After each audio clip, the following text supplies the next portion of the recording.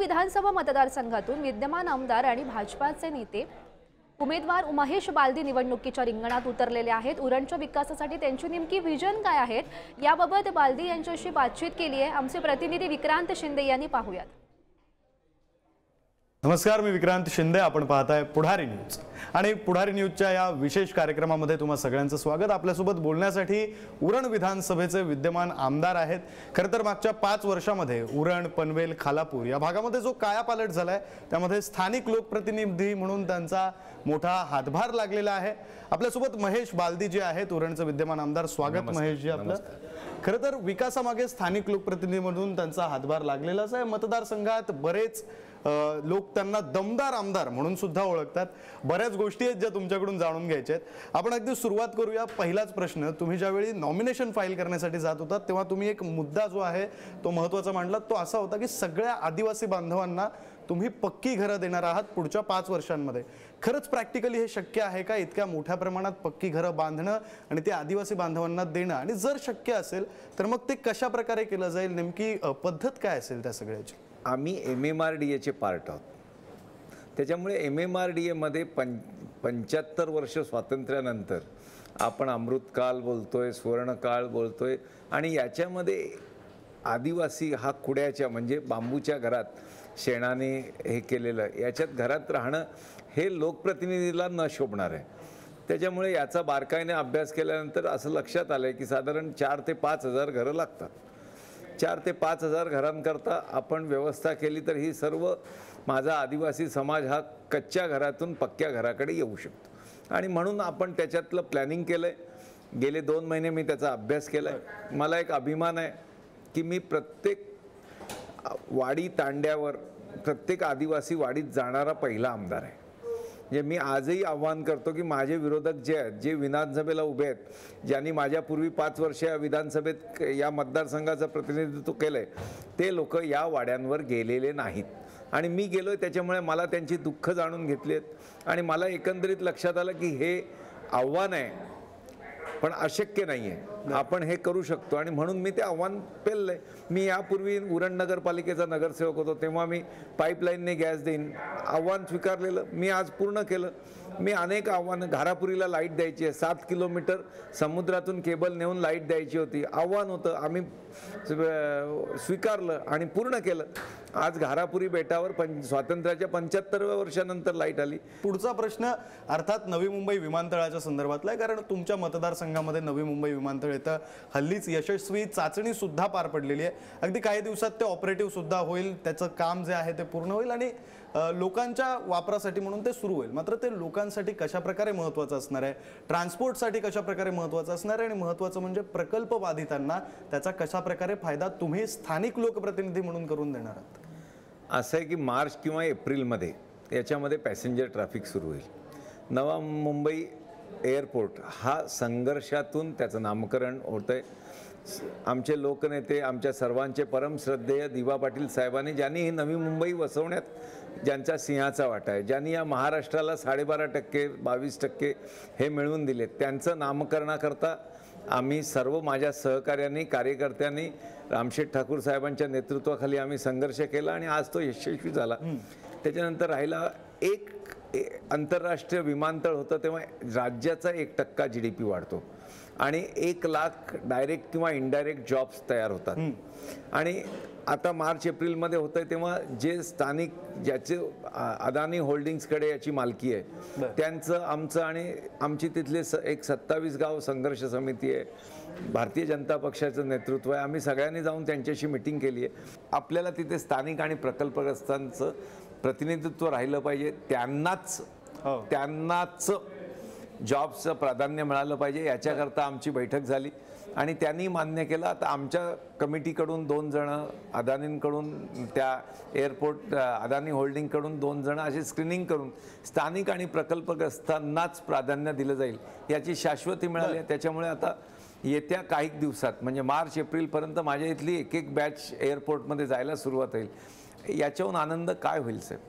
बरं, तुम्ही आता स्थानिकांचा मुद्दा घेतलात. आत्ताच्या घडीला तुमच्या मतदारसंघामध्ये एक मुद्दा गाजतोय असं आम्ही ऐकतोय की स्थानिक उमेदवार विरुद्ध बाहेरून आलेले. अर्थात तुम्ही आत्ताचे विद्यमान आमदार आहात, परंतु मूळ तुम्ही उरणचे नाही, अशा प्रकारचा एक मुद्दा गाजतोय असं आम्ही ऐकतोय. खरं आहे का तो मुद्दा? आणि मग त्यावर तुमचं काय उत्तर? मूळ म्हणजे मी उरणला जन्मलो, मी जिल्हा परिषदेच्या शाळेत शिकलो, माझं कॉलेज पनवेलला झालं, मी 4 वेळा नगरसेवक, एकदा आमदार. हे झाल्यानंतरही विरोधकांना मी पुस्तिका काढली आहे 10 पानांची, मी काय काम केलं. मी गेल्या वेळेला मतदारसंघामध्ये साधारण 6,000 कोटी रुपयाची कामं, विकास कामं केंद्र आणि राज्य सरकारकडून करून घेतली. त्यांच्याकडे माझ्या आधी जे आमदार होते तेही सत्तेतले आमदार होते, 5 वर्ष तेही, त्यांचेही 2 वर्ष मुख्यमंत्री होते, पण एकही काम दाखवू शकले नाहीत. त्याच्यामुळे काही काम नसलं तर मुद्दा हा मतदारसंघाचा नाही आहे, मुद्दा हा मायक्रोस्कोपिक नेत्यांचा आहे की ज्यांना दुसरा काहीच मुद्दा, याला कसं थांबवायचं. आणि साहेब कसं आहे, कधी पिकलेल्या आंब्यालाच दगड मारतात. त्यांना माहिती आहे आज जिंकतोय, मग काय करायचं. मग अहो, कधीही आगरी समाजाबद्दल, आगरी कोळी कराडी यांच्यामध्येच लहानाचा मोठा झालो आणि त्यांच्यामुळेच आज विधानसभेत पोचलो. तर त्यांच्याबद्दल अपशब्द बोलणं किंवा ब्रशब्द बोलणं हे कधी स्वप्नातही नाही. त्याच्यामुळे आणि हे जे बोलत आहेत हे माझ्या विरोधकांचे फॉर्म भरायला होते, यांच्या पहिल्यापासून माझ्याबद्दल आकस आहे. आणि त्याच्यामुळे समाजाचा मुद्दा नाही आहे, ज्यांच्याकडे मुद्दे नाहीत, ज्यांना माझ्या विरुद्ध लढायचं आहे त्यांच्याकरता मुद्दा आहे. बरं, आणखी एक महत्त्वाचा प्रश्न म्हणजे बहुचर्चित असलेला तुमच्या मतदारसंघातला तो प्रकल्प आहे, खरं तर महामार्गाचा प्रकल्प पागोटे ते JNPT हा जो प्रकल्प आहे तो नेमका कशासाठी गरजेचा होता आणि तो कशा प्रकारे फायदेशीर आहे स्थानिकांसाठी? JNPTहून चौकला जाणारा हा 8 पदरी रस्ता आम्ही नॅशनल हायवेकडून मंजूर करून घेतला आहे, ज्याच्याकरता मी खरोखर नितीनजी गडकरी यांचे शतशः आभार मानेन की त्यांनी हा प्रकल्प दिला.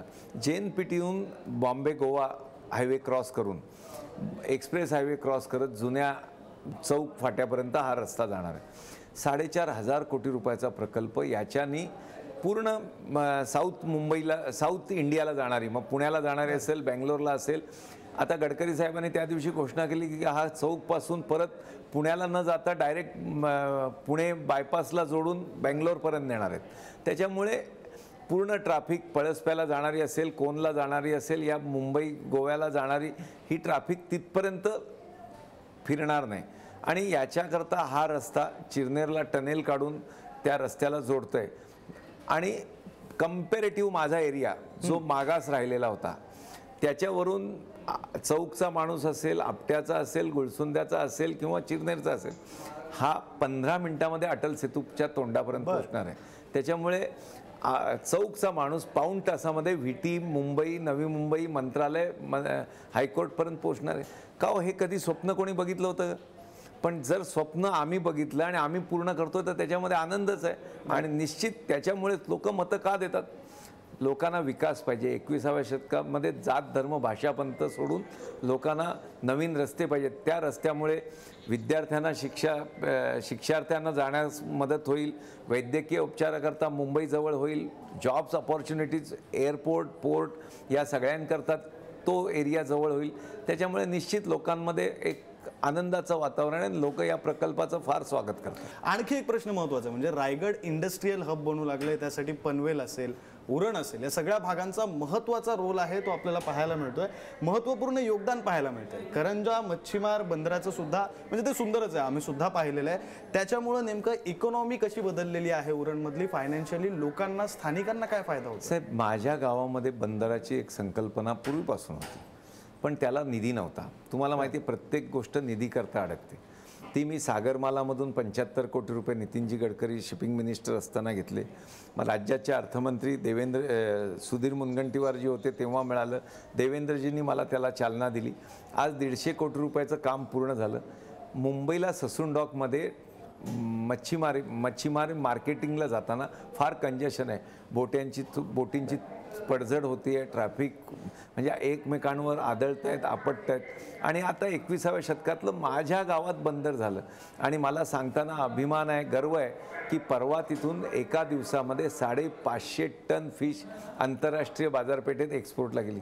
का हो, एखाद्या सामाजिक क्षेत्रात, राजकीय क्षेत्रात काम करणाऱ्याला हे निश्चित अभिमानाचं आणि गर्वाचं आहे की नाही की एवढं मोठं बंदर आपल्या इथे होतं आणि अजून 50% काम झालं आहे, अजून त्याच्यावरची डेव्हलपमेंट बाकी आहे, अजून 150-250 कोटी रुपये लागणार आहेत, ते आता मंजुरीला आलेत, आम्ही लवकरच करून घेऊ. खरं तर ही निवडणूक फार वेगळी होणार आहे. 2024ची विधानसभेची निवडणूक ही वेगळी आहे कारण राजकीय समीकरणं बदललेली आहेत, सामाजिक समीकरणं बदललेली आहेत, विधानसभेचे किंवा निवडणुकीचे मुद्दे हे सुद्धा बदललेले आहेत आणि या निवडणुकीमध्ये नेमकं काय होतं ते आपल्याला अगदी 23 नोव्हेंबरला काही दिवसात कळणारच आहे. शुभेच्छा तुम्हाला निवडणुकीसाठी आणि निवडणुकीच्या पुढच्या सुद्धा तुमच्या सगळ्या कार्यासाठी. धन्यवाद. थँक्यू.